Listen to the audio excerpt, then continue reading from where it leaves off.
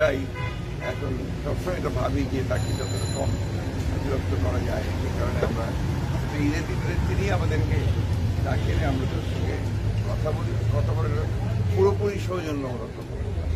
এখানে আমরা কোনো রাজনৈতিক আলোচনা করি না। তিনি তো একটা রাজনৈতিক ব্যক্তি, রাজনৈতিক পার্সন, এবং তিনি দলের চেয়ারপারসন এবং আমাদের দেশনেত্রী।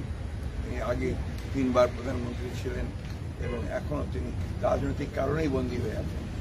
সুতরাং আমরা যেটা মনে করি, আমরা যেটা সবসময় বলে আসছি যে তাকে অবিলম্বে মুক্তি দেওয়া উচিত এবং মুক্তি দিয়ে তার অবস্থা করা উচিত।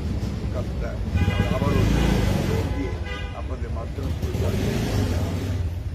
দেশনেত্রী বেগম খালেদা জিয়া তিনি আপনাদের মাধ্যমে পুরো দেশবাসীকে ঈদের শুভেচ্ছা জানিয়েছেন, ঈদ মোবারক জানিয়েছেন। একই সঙ্গে তিনি দোয়া চেয়েছেন তার যেন ভালো থাকে।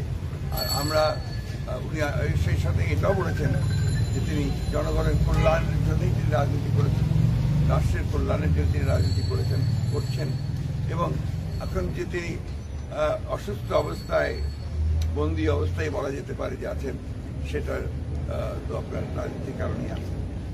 তো আমরা আজকে সেই কারণেই তার সাথে করতে এসেছিলাম, দেখা ওই এই কথাগুলো বলেছেন। Thank you.